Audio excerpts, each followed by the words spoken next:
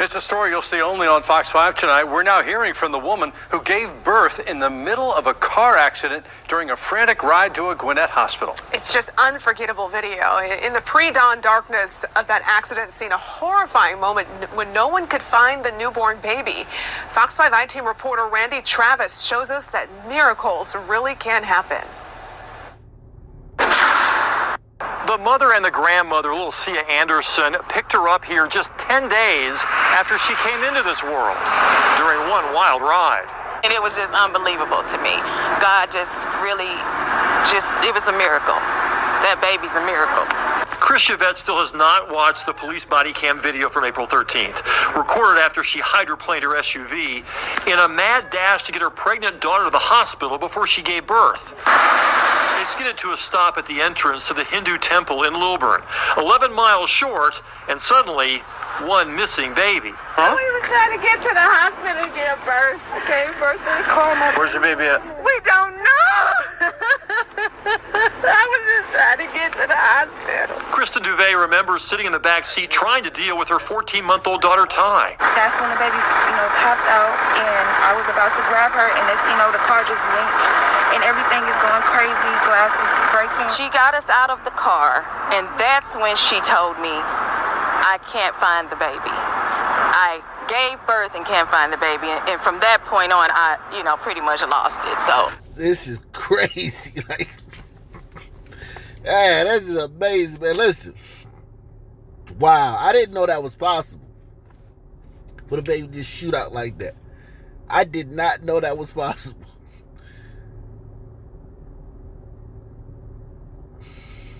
I'm just glad Black Lives Matter and the NFAC showed up on the scene to help this young woman find her baby.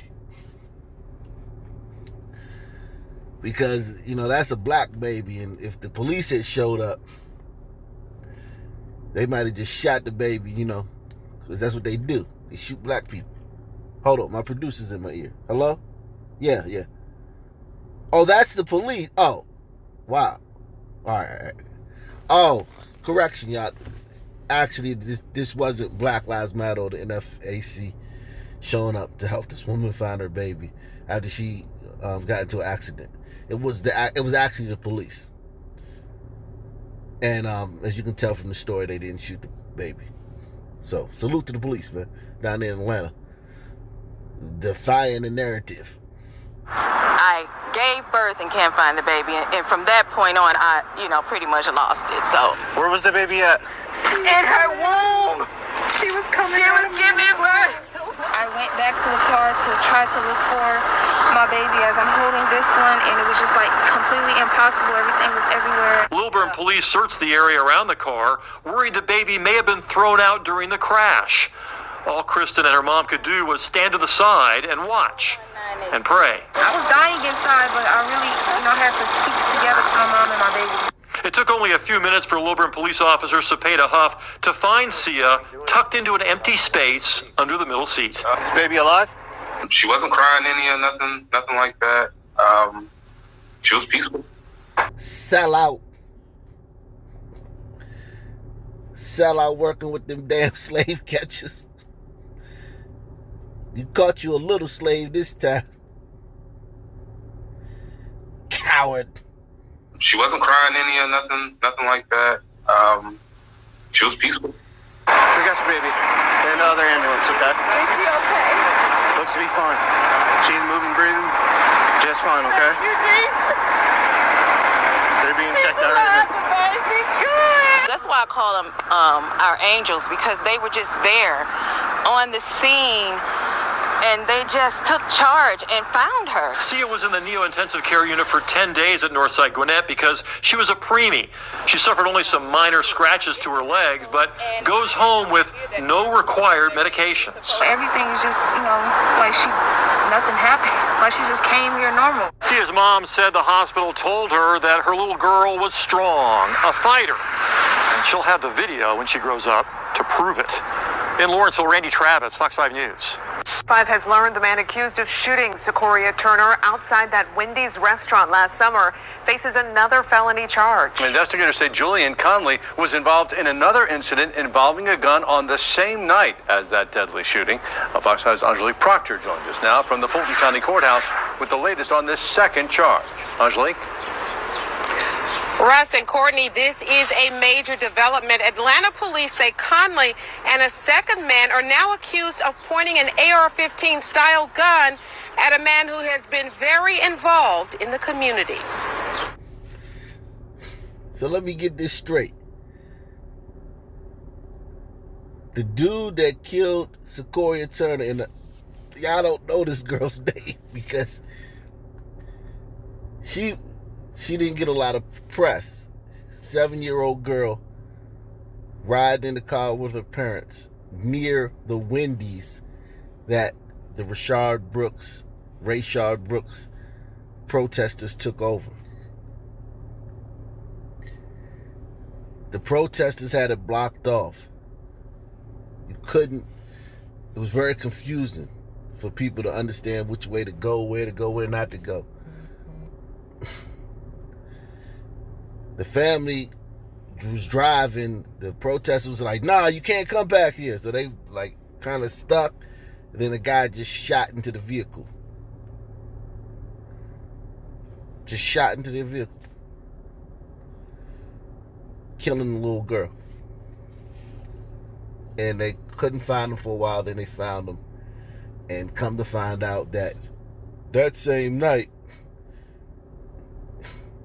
he pointed a gun at a man who was very active in the community as well. AR-15 style gun at a man who has been very involved in the community. Armed protesters were very visible at the Wendy's for several days last summer after Rayshard Brooks was shot and killed by Atlanta police officer. Now Atlanta police have revealed new information about the man accused of killing a girl outside the same Wendy's. Police say Julian Conley, who you see here turning himself in on charges he killed 8-year-old Secoria Turner, and this man, Jerian McKinney, are suspects in another gun incident just minutes before Secoria was killed. Minutes before Secoria was shot, there was another car that came through who were assaulted, weapons, and they were victims as well. And so there's a case with that family, with those individuals that were, again, just minutes before this happened to Secoria and the Turner family. Police say Conley and 19-year-old McKinney pointed assault-type AR-15 weapons at former Neighborhood Planning Unit Chair Christopher McCord. McCord told me Tuesday he did not want to talk about the frightful encounter. I told you. They just gloss over that. Yeah.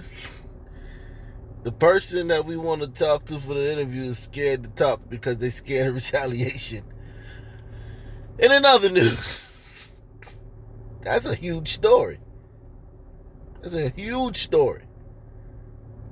The guy you want to talk to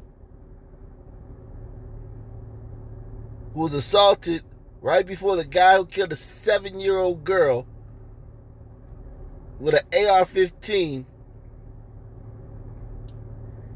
he's scared to come forward because he's scared of retaliation. That's a huge story. But they just gloss over it every time in every video like it's nothing. It's normal. Police say Conley and 19-year-old McKinney pointed assault-type AR-15 weapons at former Neighborhood Planning Unit Chair Christopher McCord. McCord told me Tuesday he did not want to talk about the frightful encounter. As the Turner family tries to put all the pieces of the puzzle together, they still want answers from Conley. We have to look him in his face. We have to look him in his face and see him and get answers to possibly why did you do that? Why was you out there on that day doing that?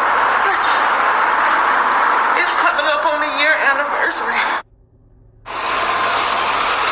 Really really tough time. Now, we also learned today in another new development that Fulton County District Attorney Fonnie Willis has asked the GBI to come in and investigate whether there was any gang activity involved in Secoria Turner's murder or any of the incidents that occurred outside that Wendy's.